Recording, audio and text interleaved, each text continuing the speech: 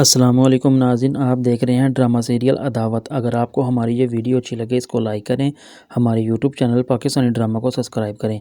Baby जो से होती है वो अब मारिया से कहते हैं कि तुम्हें पता है कि मेरा भाई मुझसे कितना प्यार करता है, और लेकिन वो जिस तरह वो मेरे साथ इस तरह का रवैया कर रहा है वो उसने कभी आज तक मेरे साथ पहले नहीं किया। लेकिन मारिया इस बात पर उसको कोई जवाब नहीं देती बेबी को। लेकिन जो अजद होता है वो अपनी माँ से काफ़ी ज़्यादा प्यार करता है, बल्कि वो इन मामला को, इन मुश्किलों को हल करने की कोशिश करता है कि किसी न किसी तरह इन मामला और परेशानियों को ख़त्म किया जाए। लेकिन उसे किसी तरह का कोई रास्ता नहीं मिलता जिस वजह से वो अपनी परेशानी को ख़त्म कर सके। फिर जो बेबी होती है वो उसको इस बात पर काफ़ी ज़्यादा गुस्सा होती है। वो नहीं चाहती कि मारिया को और असद के साथ इकट्ठा देख सके।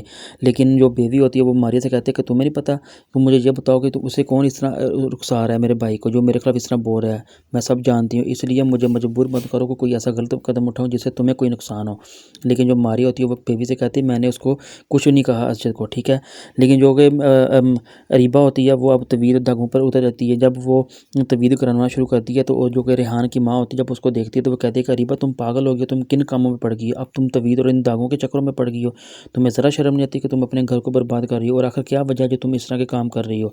लेकिन जब अरीबा रेहान की माँ को देखती है तो किसी तरह का कोई जवाब नहीं देती बल्कि चुप कर जाती है।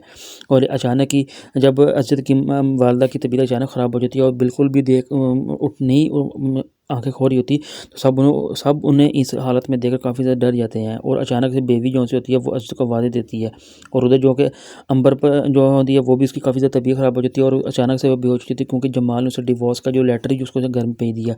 सब अपनी बेटी को देखकर डर जाते हैं और अचानक से काफ़ी ज़्यादा तबीयत ख़राब होने पर उसके फौरी तौर पर हॉस्पिटल में एडमिट कर देते हैं। लेकिन जब असजद को अंबर के वालिद मिलते हैं तो वो कहते हैं कि बेटा मेरी बेटी तो मर रही है, मैं अब क्या करूँ, मेरे लिए बहुत ज़्यादा परेशानी का सबब बना है। लेकिन जब ये बात असजद सुनता है अंबर के बारे में तो काफ़ी ज़्यादा हैरान और परेशान हो जाता है कि क्या वजह बनी जो इतनी अचानक उसकी तबीयत ख़राब होगी। उसे फौरी तौर पर हॉस्पिटल में एडमिट कर देते हैं अंबर को, और असजद की वालिदा भी उसी हॉस्पिटल में एडमिट होती हैं। लेकिन जो कि असजद होता है वो अपने अब मारिया से कहता है कि मैं अब तुम्हें एक बात बताना चाहता हूँ, ये सब कुछ तुम्हारी वजह से हुआ है। अगर मेरी वालिदा को कुछ हुआ तो इसकी सारी जिम्मेदारी तुम हो, और इसकी जो भी रिस्पॉन्सिबिलिटी तुम्हारी है। तुम्हारी वजह से मेरी वालिदा की इतनी परेशानी की वजह से काफ़ी ज़्यादा तबीयत ख़राब हुई है। लेकिन जो मारिया होती है वो कहती है कि मेरी वजह से कुछ नहीं, मैंने उन्हें कुछ नहीं कहा, आप क्यों मेरे ऊपर इस तरह का इल्ज़ाम लगा रहे हैं। लेकिन अभी भी जो कि असद की वालिदा उनकी तबीयत काफ़ी ख़राब होती है जिस वजह से डॉक्टर उन्हें हॉस्पिटल में एडमिट कर देते हैं, और उन्हें अचानक से काफ़ी ज़्यादा सीरियस कंडीशन के बावजूद उन्हें कोई मिलना नहीं देता असद की वालिदा को।